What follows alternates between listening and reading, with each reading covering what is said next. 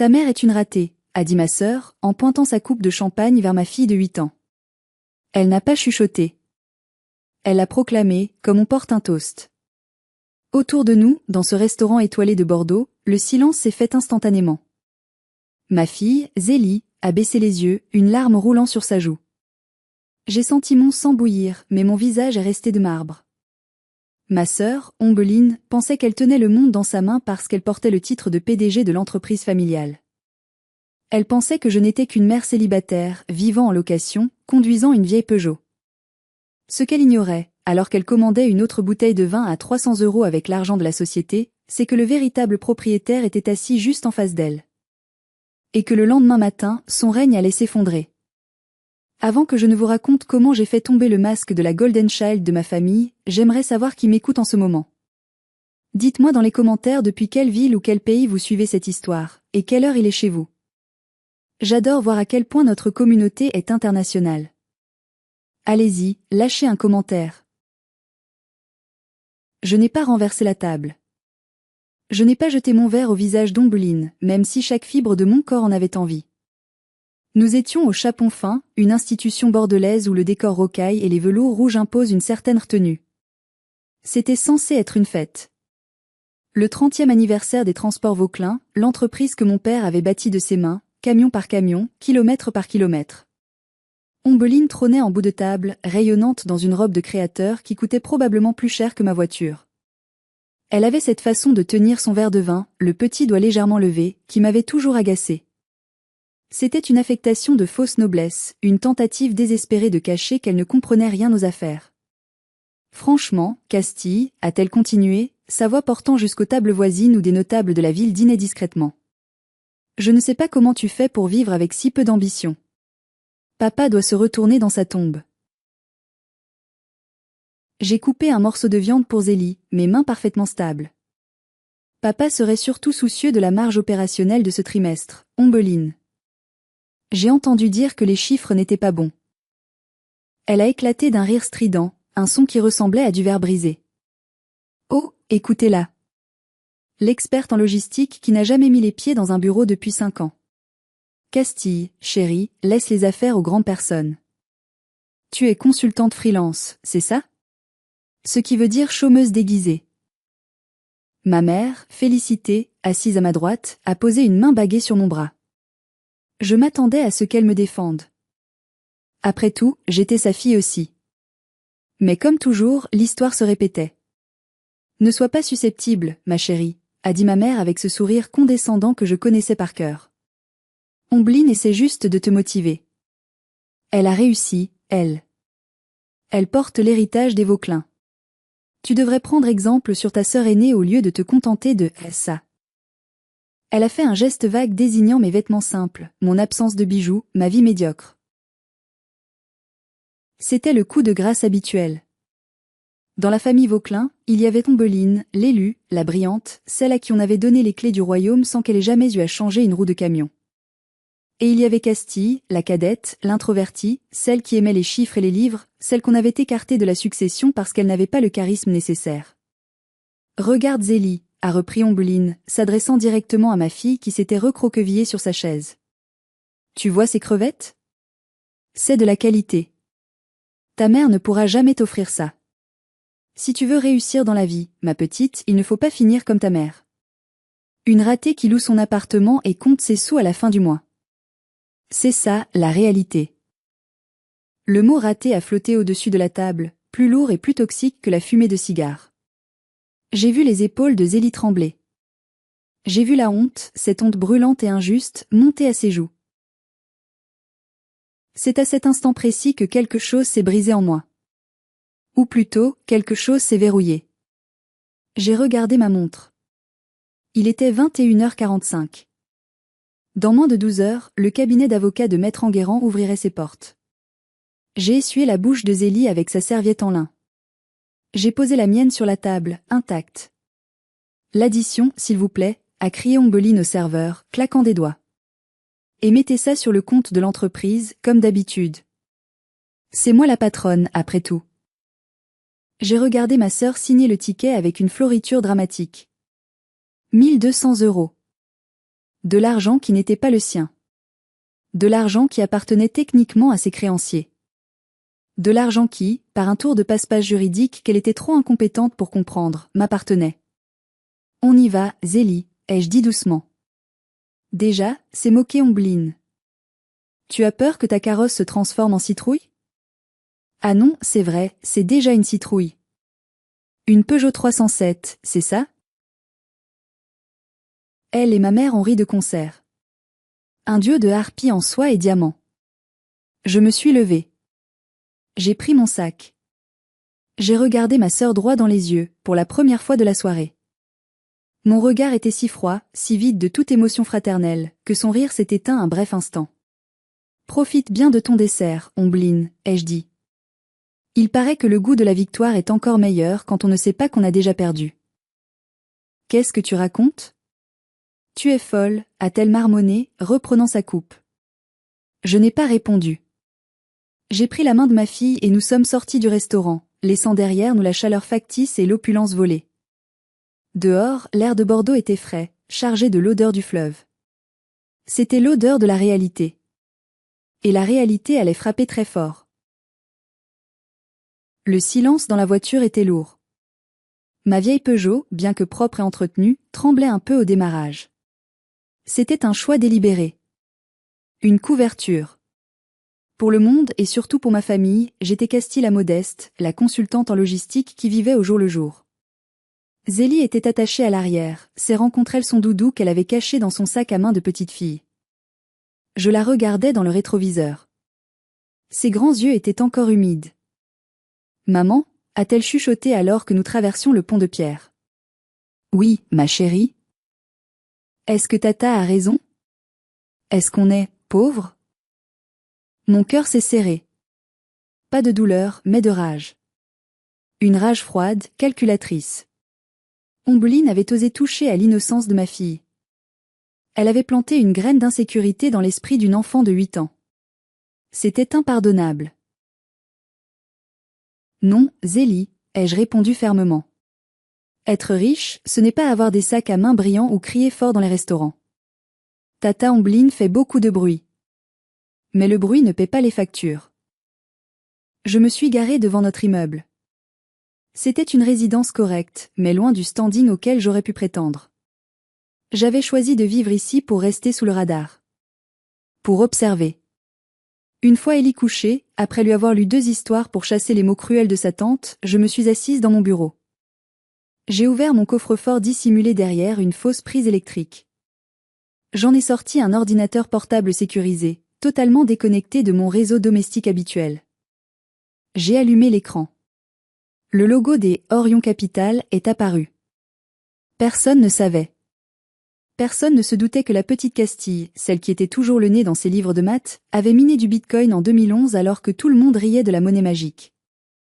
Personne ne savait que j'avais développé des algorithmes d'optimisation logistique que j'avais revendus à des géants du e-commerce pour des millions d'euros. Il y a 3 ans, quand papa est mort, j'avais un portefeuille personnel de plus de 45 millions d'euros.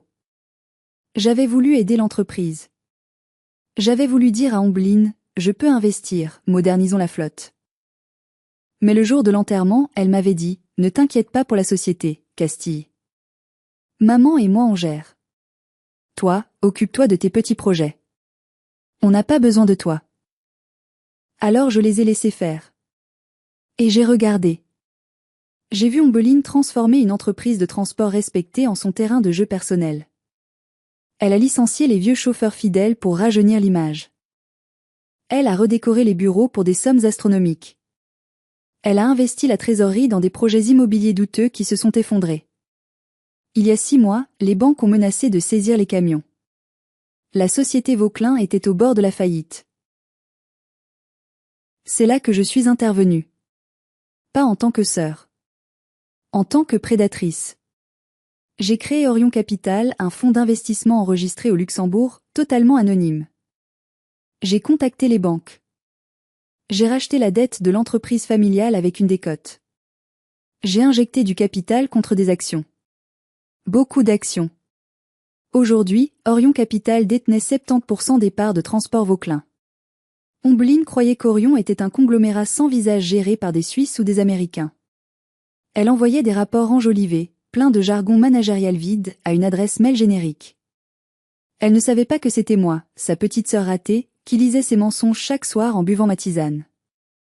J'avais attendu. Je voulais lui laisser une chance. Je me disais, peut-être qu'elle va apprendre. Peut-être que la pression va la faire mûrir. Mais ce soir, elle avait insulté ma fille. Elle avait utilisé l'argent de MON Entreprise pour humilier MON Enfant. J'ai ouvert le dossier surveillance. J'ai fait défiler les dernières dépenses de la carte bancaire corporate. Le chapon fin, 1230 €. Boutique Chanel Bordeaux, 4500 €, noté comme cadeau client. Agence de voyage Luxe Escape, 12 000 €, à compte pour un séjour aux Maldives. J'ai senti un rire nerveux monter dans ma gorge. Elle pillait la société. Elle pensait que le partenaire silencieux était aveugle. Mon téléphone a vibré sur le bureau. C'était une notification de ma banque personnelle, mais pas pour un mouvement de fonds. C'était une alerte sur un bien immobilier. J'ai froncé les sourcils. J'ai cliqué sur le message. C'était un mail automatique du notaire de la famille, qui avait obligation de m'informer de tout mouvement sur le patrimoine indivis, même si je n'avais pas la signature. L'objet du mail était « Avis DE promesse DE vente, hangar numéro 4 ». Le hangar 4. Mon cœur a cessé de battre une seconde. Le hangar 4 n'était pas juste un entrepôt. C'était là que tout avait commencé. C'était là que papa garait son tout premier camion. Il y avait encore son petit bureau vitré au fond, avec ses calendriers des années 80 et sa collection de maquettes. Papa m'avait fait promettre, sur son lit de mort, « Garde le hangar 4, Castille ». C'est l'âme de la boîte. Tant qu'on a le hangar 4, on se souvient d'où on vient. Ombeline le vendait. En Cray. Probablement pour couvrir ses dettes de jeu ou acheter une nouvelle résidence secondaire. C'était la ligne rouge. Elle ne l'avait pas seulement franchie, elle avait craché dessus. J'ai relu le mail 3 fois. Promesse de vente signée par Madame Ombeline Vauquelin, PDG. Le prix était dérisoire. Elle le bradait à un promoteur immobilier pour obtenir du cash rapidement. J'ai fermé les yeux et j'ai revu mon père. Ses mains tachées de graisse, son sourire fatigué mais fier quand il rentrait de tournée. « Tu es mon petit génie, Castille », me disait-il quand je l'aidais à calculer ses itinéraires pour économiser du carburant.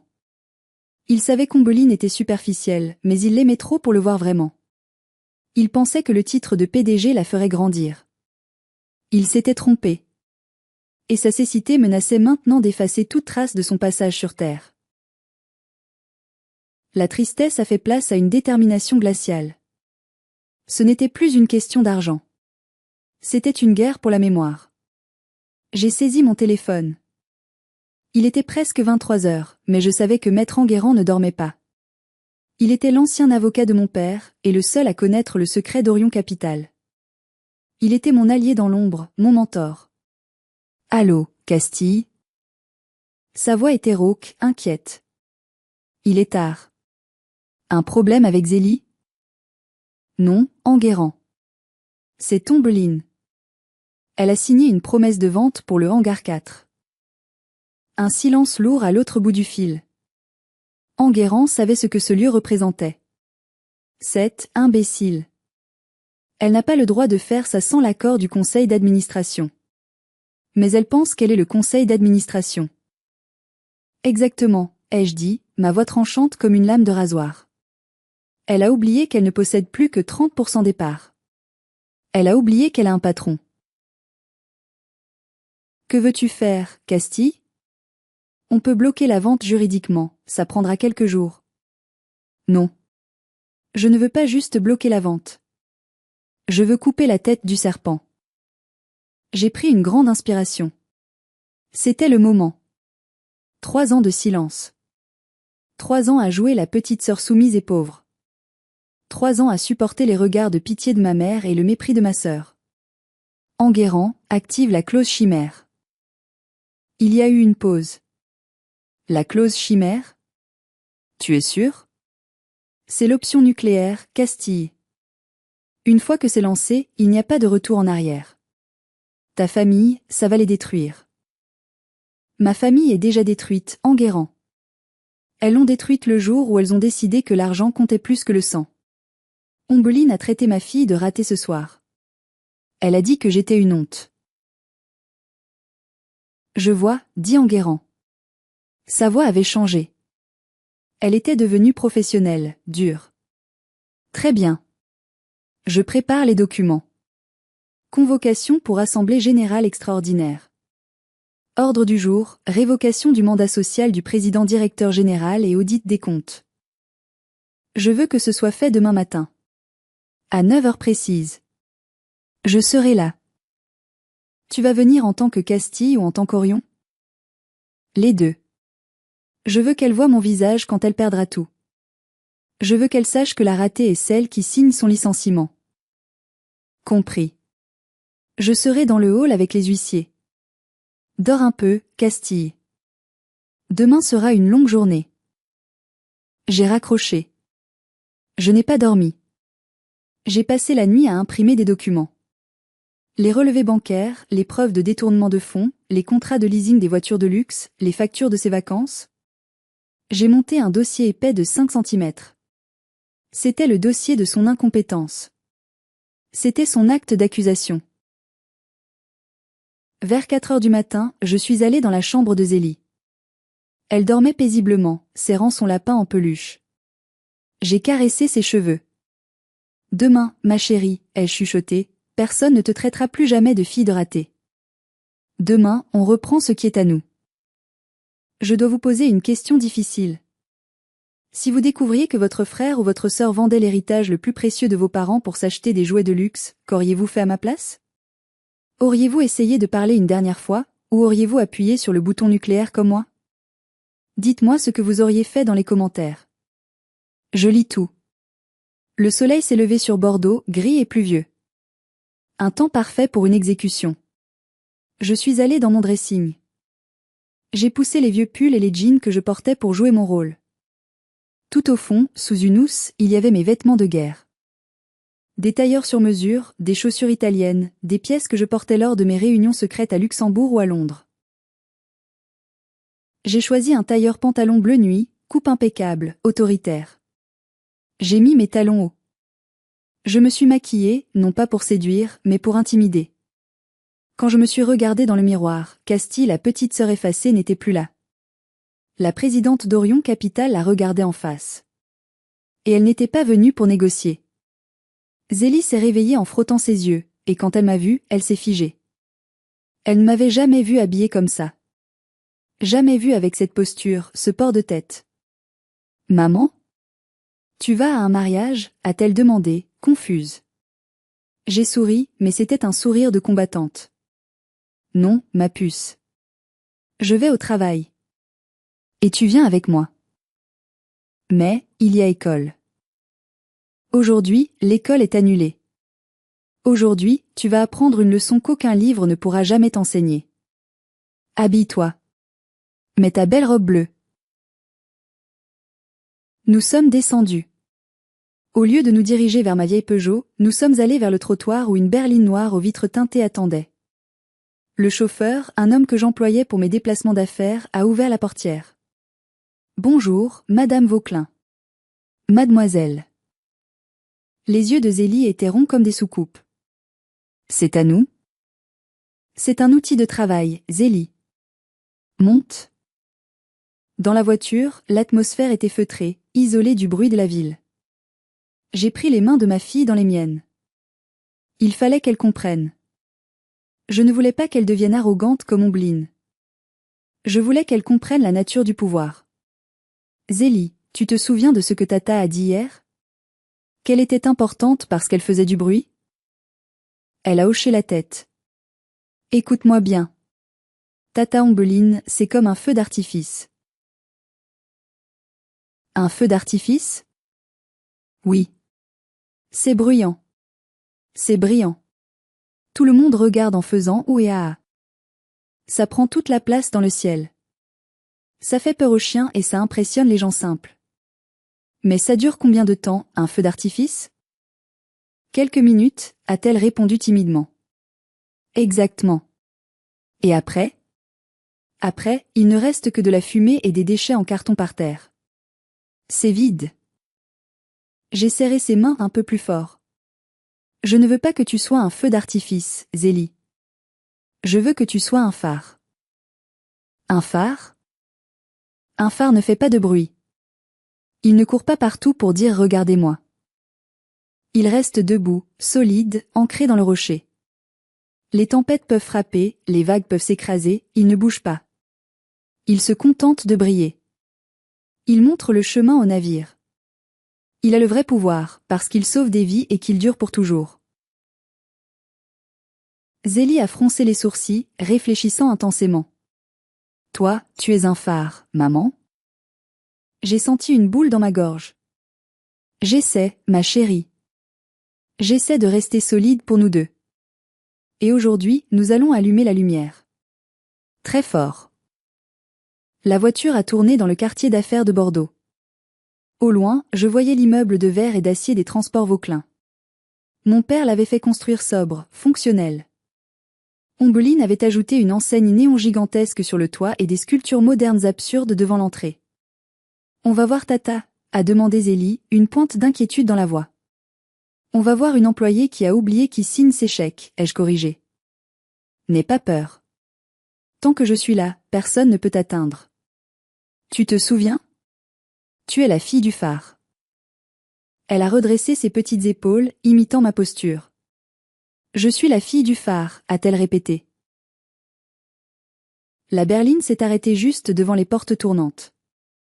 Normalement, cette place était réservée à la Porsche d'Ombeline. Aujourd'hui, la Porsche était là, garée en travers de deux places, comme un symbole de son égoïsme. Mon chauffeur s'est garé juste derrière, bloquant la sortie de la Porsche.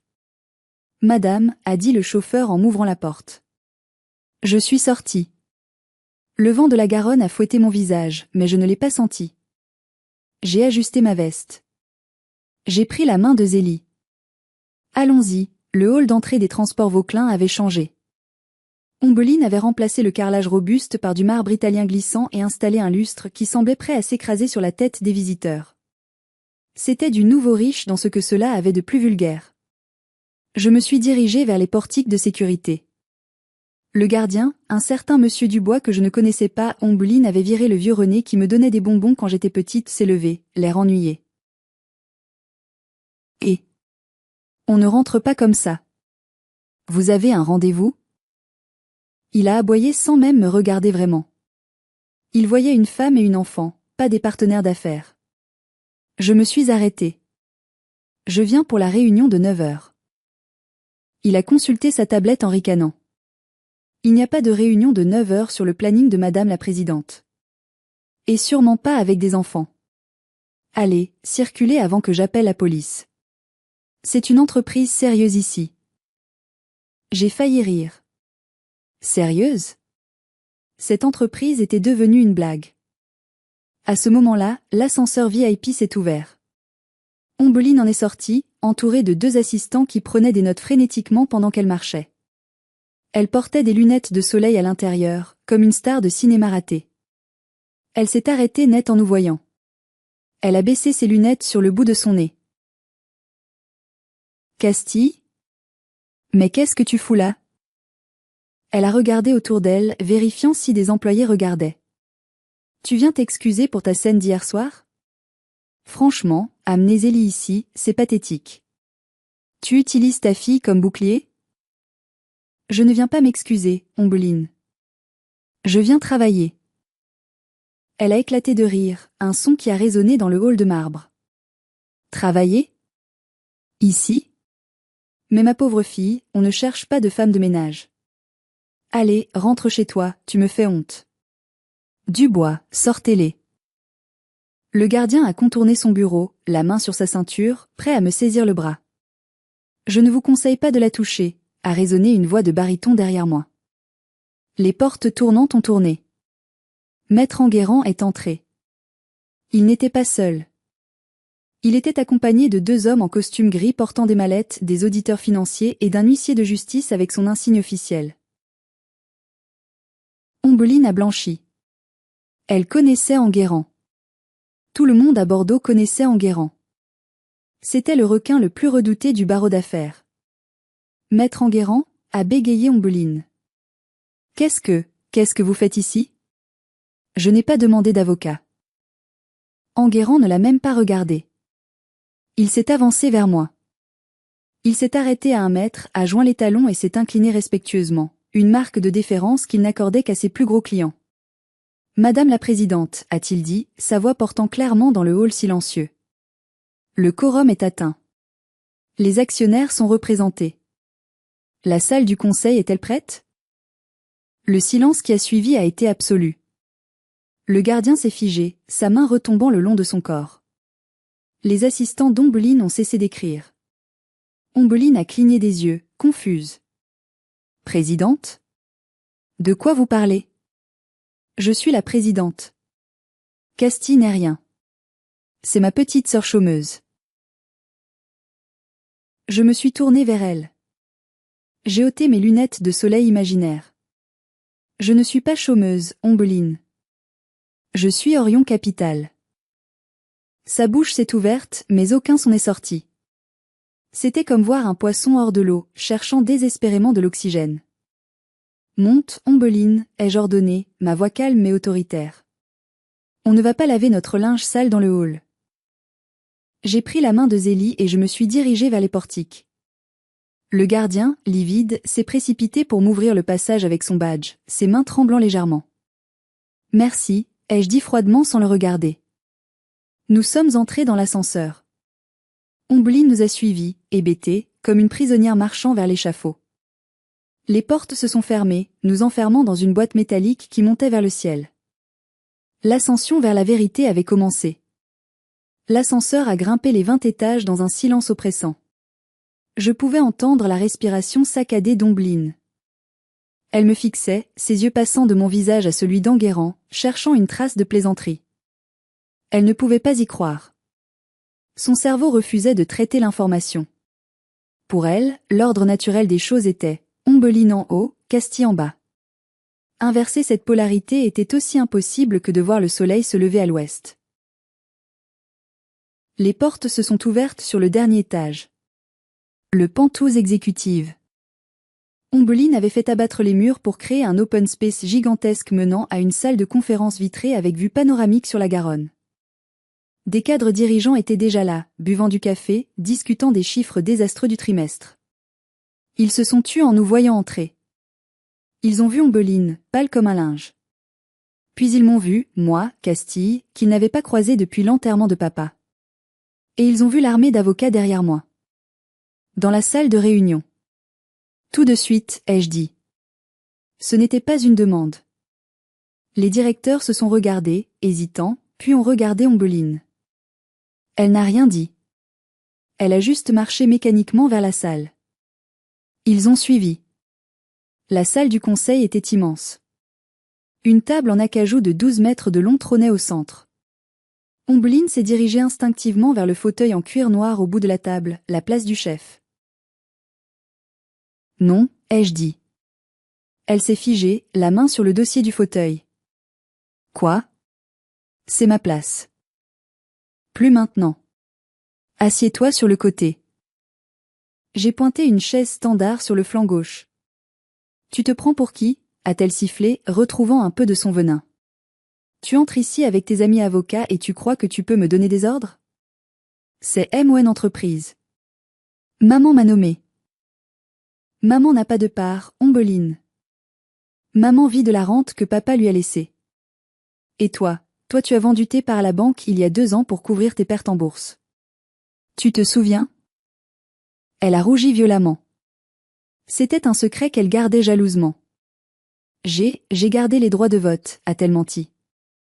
On va voir ça. J'ai tiré le fauteuil présidentiel. J'y ai installé Zélie. Maman, a demandé Zélie, impressionnée par la vue. Tu restes là, chérie. Tu dessines. Tu écoutes. Et tu regardes ce qui arrive quand on ment. Je suis restée debout, au bout de la table, dominant la salle. Enguerrand s'est assis à ma droite, ouvrant sa mallette avec un clic sec qui a résonné comme un coup de feu. Les auditeurs se sont installés en face d'Ombeline. Commençons, ai-je dit. C'est ridicule, a crié Ombeline, frappant du poing sur la table. Je ne reconnais pas cette réunion. Sortez. Sortez tous. Sécurité. Personne n'a bougé. Les directeurs, sentant le vent tourner, baissaient la tête. Ils savaient. Ils savaient que le navire coulait et ils attendaient juste de voir qui allait prendre la barre. Maître Enguerrand a sorti un document relié de cuir bleu. Il l'a fait glisser sur la table polie. Il a glissé parfaitement, s'arrêtant juste devant les mains manucurées d'Ombeline. « Qu'est-ce que c'est » a-t-elle craché. « L'acte de propriété » ai-je répondu. « Ouvre-le. » Page 4. Regarde qui détient 70% des actions via Orion Capital. Elle a ouvert le dossier avec des gestes brusques, prête à le déchirer. Ses yeux ont scanné les lignes juridiques. Je les ai vus s'écarquiller. Elle a tourné la page. Puis une autre. Elle est arrivée à la signature. C'était la mienne. Pas celle de Castille la petite sœur. Celle de Castille-Vauclin, présidente d'Orion Capital. C'est faux, a-t-elle balbutié. Tu n'as pas cet argent. Tu loues un appartement minable. Tu roules en Peugeot. Tu n'as pas un sou. J'ai souri, un sourire triste. J'ai 45 millions d'euros en actifs liquides, Ombeline. Je loue un appartement parce que je n'ai pas besoin de prouver ma valeur avec des murs. Je roule en Peugeot parce qu'elle est fiable. J'ai racheté tes dettes il y a 3 ans. Je t'ai sauvé de la faillite sans que tu le saches. Je t'ai laissé le titre de PDG parce que je pensais que tu voulais vraiment travailler. Je voulais te donner une chance de briller. Je me suis penchée en avant, appuyant mes mains sur la table. Mais au lieu de briller, tu as tout brûlé. Le silence dans la salle était terrifiant. Même la climatisation semblait s'être arrêtée. Ombeline tremblait, le dossier ouvert devant elle comme un verdict de mort. Et maintenant, ai-je continué, on va parler de tes dépenses. J'ai fait un signe de tête à l'auditeur principal, un homme nommé Monsieur Lambert, réputé pour sa froideur clinique. Il a connecté son ordinateur à l'écran géant de la salle. Un tableau Excel est apparu. Des colonnes de chiffres rouges. C'était le sang de l'entreprise qui coulait. Voici l'audit des dépenses personnelles de Madame Ombeline Vauclin imputées à la société sur les 12 derniers mois, a annoncé Lambert d'une voix monotone. Ombeline a essayé de fermer l'ordinateur portable qui contrôlait l'écran, mais Enguerrand a posé sa main sur le clavier. Laissez, madame. C'est une pièce à conviction. Ligne par ligne, la honte s'affichait en HD. Item 1, location longue durée, Porsche Macan Turbo. 2500 € par mois.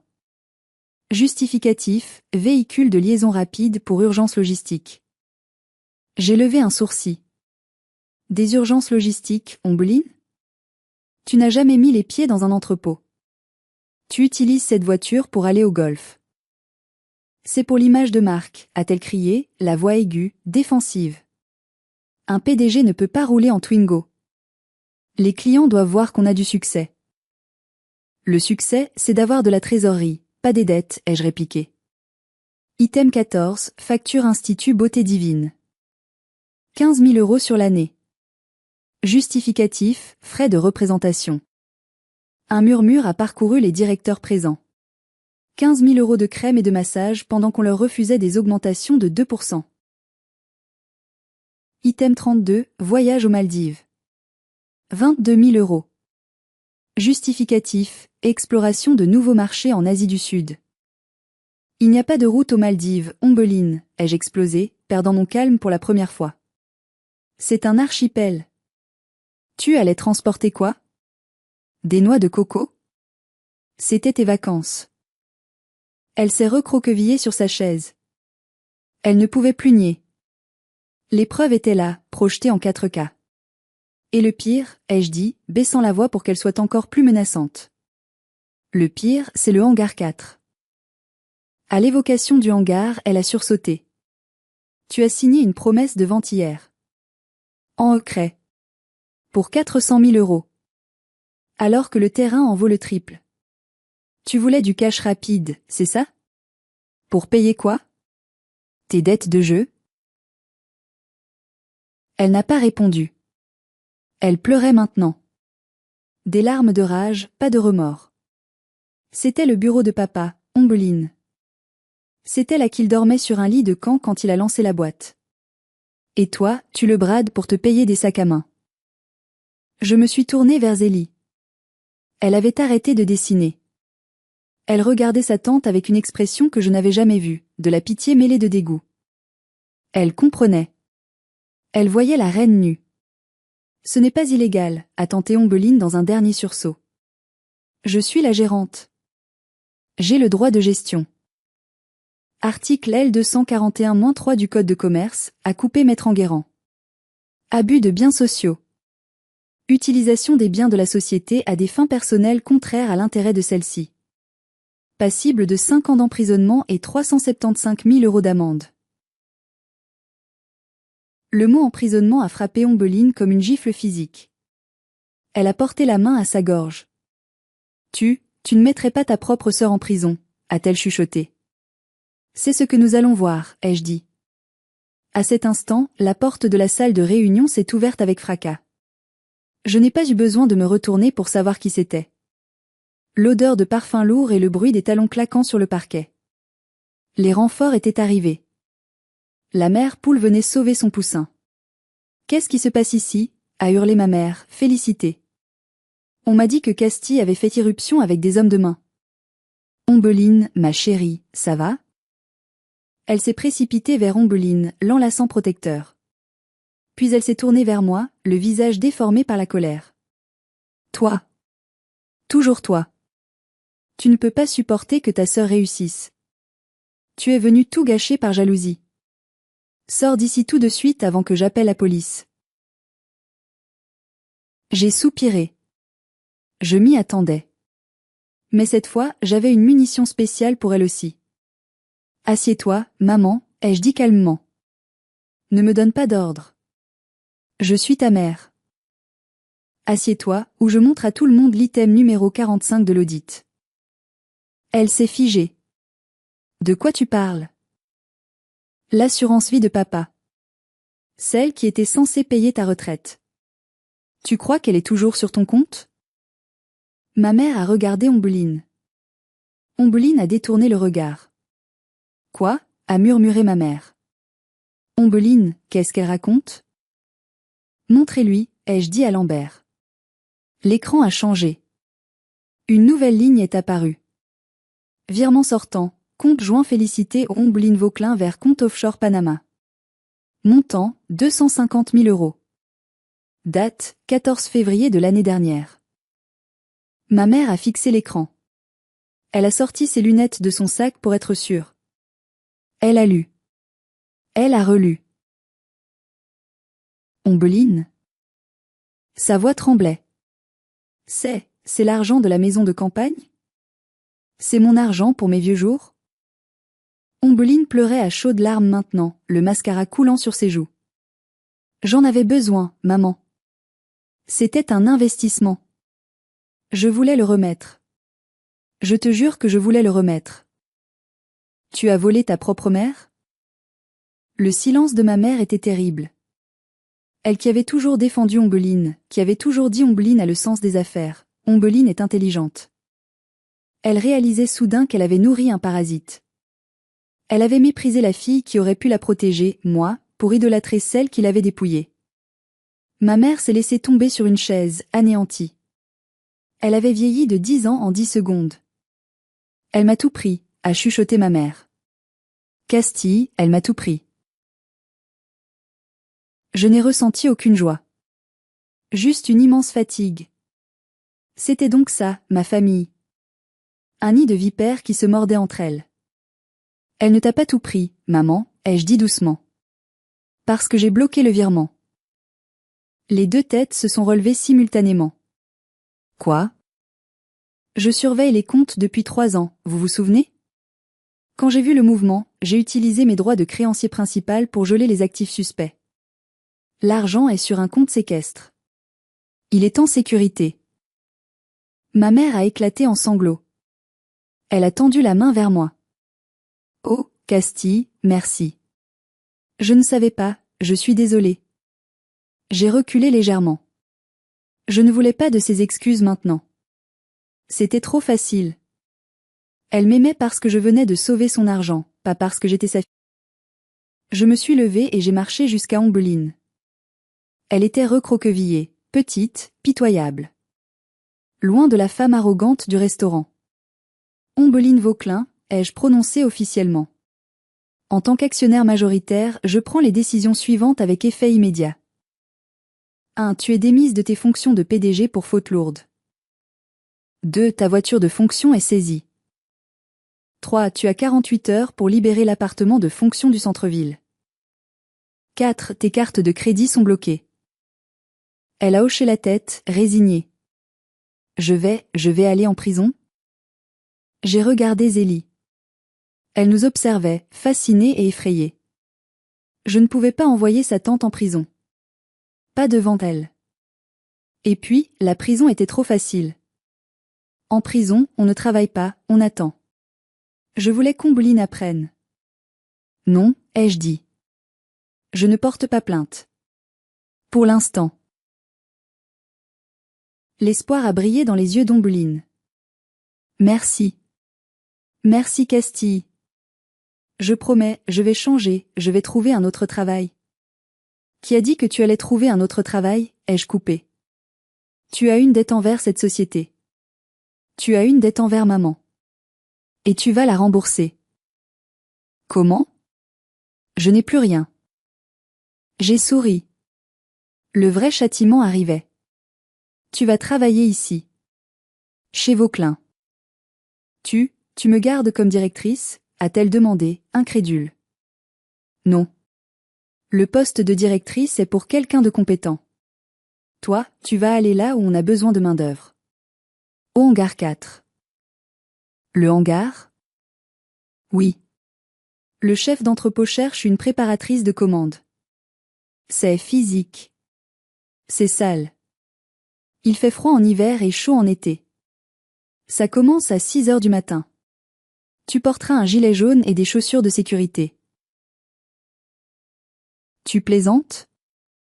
Elle a regardé ses mains manucurées. Je ne peux pas faire ça. Je suis Ombeline Vauquelin. Tu es une employée endettée, Ombeline. Le salaire est de 1800 € brut. Je prélèverai 500 € chaque mois pour rembourser maman.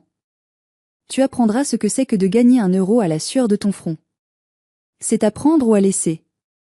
L'alternative, c'est la police. Elle a regardé autour d'elle. Tout le monde la regardait. Elle n'avait nulle part où fuir. Lentement, péniblement, elle a baissé la tête. D'accord, a-t-elle murmuré. J'accepte. J'ai tendu la main. Les clés. Lesquelles? Toutes. La Porsche. L'appartement. Le bureau. Avec des mains tremblantes, elle a fouillé dans son sac Chanel. Elle a sorti le trousseau en cuir. Elle a hésité une seconde en touchant le logo Porsche, comme si elle disait adieu à son identité. Puis elle les a laissés tomber dans ma paume. Le bruit du métal contre ma peau a été le son le plus satisfaisant de ma vie. Ce n'était pas le son de la vengeance. C'était le son de la justice.